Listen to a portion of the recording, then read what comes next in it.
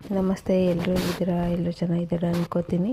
ಇವತ್ತು ನನಗೆ ಒಂದು ಆರ್ಡ್ರ್ ಇದೆ, ಪಾರ್ಟಿ ಇದೆ ಒಂದು ವೈಭವ್ನಲ್ಲಿ. ಅವ್ರಿಗೆ ಊಟ ಆರ್ಡ್ರ್ ಮಾಡಿದ್ದಾರೆ. ನಮಗೆ 21 ಊಟ ಬೇಕು ಅವ್ರಿಗೆ, ವೆಜ್ ಊಟ. ಅದಕ್ಕೆ ರೆಡಿ ಮಾಡ್ತಾಯಿದ್ದೀನಿ. ಚಪಾತಿ ಹಿಟ್ಟೆಲ್ಲ ಬೆಳಗ್ಗೆ ಫಸ್ಟ್ ಚಪಾತಿ ಹಿಟ್ಟು ಕಲಸಿಟ್ಬಿಡ್ತೀನಿ, ಸ್ವಲ್ಪ ಸಾಫ್ಟ್ ಆಗುತ್ತೆ ಅಂತೇಳಿ. ಅದಾದಮೇಲೆ ಇವಾಗ ಬೇಳೆ ಸಾರು ಮಾಡ್ತೀನಿ. ಬೇಳೆ ಸಾರಿಗೆಲ್ಲ ರೆಡಿ ಮಾಡ್ಕೊತಾ ಇದ್ದೀನಿ. ಇವಾಗ ಬೇಳೆ ಸಾರು ಆದಮೇಲೆ ಅದ್ರ ಜೊತೆಗೆ ಫಸ್ಟು ಪನ್ನೀರ್ ಆದಮೇಲೆ ಬೀನ್ಸ್ ಪಲ್ಯ ಮಾಡೋಣ ಅಂತಿದ್ದೀನಿ. ಮಿಕ್ಸ್ ವೆಜ್ ಮಾಡ್ತೀನಿ ಯಾವಾಗಲೂ. ಅಂದರೆ ಇವರು ಮೊದಲು ಮಿಕ್ಸ್ ವೆಜ್ ಊಟ ಮಾಡಿದ್ದಾರೆ ಅಂತೇಳಿ ಬೇರೆ ಪಲ್ಯ ಬೇಕು ಅಂತ ಡಿಪೆಂಡ್. ಇನ್ನು ಏನು ಬೇರೆ ಸಿಗುತ್ತೆ ಅಂದರು, ಅದಕ್ಕೆ ಬೀನ್ಸ್ ಪಲ್ಯ ಮಾಡ್ತಾಯಿದ್ದೀನಿ.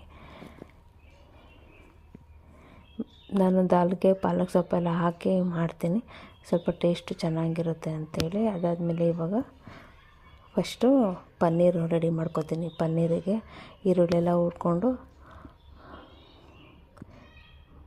ಗರಂ ಮಸಾಲ ಐಟಮ್ ಎಲ್ಲ ಹಾಕಿ, ಯಾವುದೇ ಥರ ಇದು ಅಂಗಡಿ ಯಾವುದನ್ನು ಯೂಸ್ ಮಾಡಲ್ಲ, ಇಲ್ಲ ಮನೆಯಲ್ಲೇ ಪ್ರಿಪೇರ್ ಮಾಡ್ಕೊತೀನಿ ನಾನು ಒಂದಿನ ಮುಂಚೆನೇ. ಏಕೆಂದರೆ ಒಂದಿನ ಮುಂಚೆನೇ ಆರ್ಡ್ರ್ ತೊಗೊಳೋದು ನಾನು.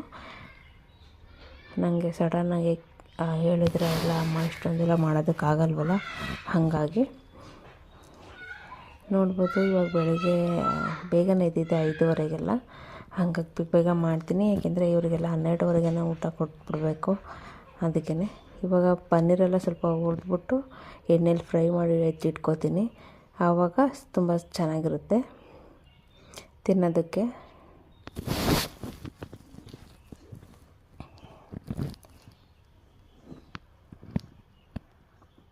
ಅದಾದಮೇಲೆ ಸ್ಕೂಲ್ ಇರೋದ್ರಿಂದ ಅದ್ರ ಜೊತೆಗೇ ಅವನಿಗೂ ಕೂಡ ನನ್ನ ಮಗನಿಗೆ ತಿಂಡಿನೂ ಮಾಡಿ ಕೊಡಬೇಕು. ಅವನಿಗೆ ರೋಟಿ ಮಾಡಿಕೊಡ್ತಾಯಿದ್ದೀನಿ. ಪಲ್ಯ ಹೆಂಗೂ ಮಾಡ್ತಾಯಿದ್ದೀನಲ್ಲ, ಇದರಲ್ಲೇ ಸ್ವಲ್ಪ ತೊಗೊತಾನೆ.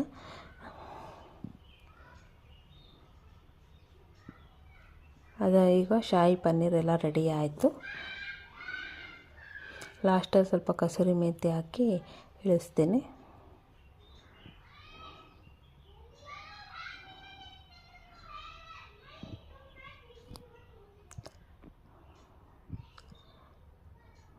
ಬೀನ್ಸ್ ಪಲ್ಯ ಮಾಡೋದು ತೋರ್ಸೋಕ್ಕಾಗಲಿಲ್ಲ, ಸ್ಕೂಲಿಗೆ ಬಿಡೋದಕ್ಕೆ ಹೋಗಿದ್ದೆ ನಾನು, ಬಸ್ ಹತ್ತಿಸೋದಕ್ಕೆ. ಹಾಗಾಗಿ ಇವಾಗ ಚಪಾತಿ ಮಾಡಬೇಕು. 63 ಚಪಾತಿ ಮಾಡಬೇಕು. ಇಲ್ಲೆಲ್ಲ ರೋಟಿ ಅಂತಾರೆ, ಹಂಗೆ ತವಾ ರೊಟ್ಟಿನೇ ಮಾಡೋದು.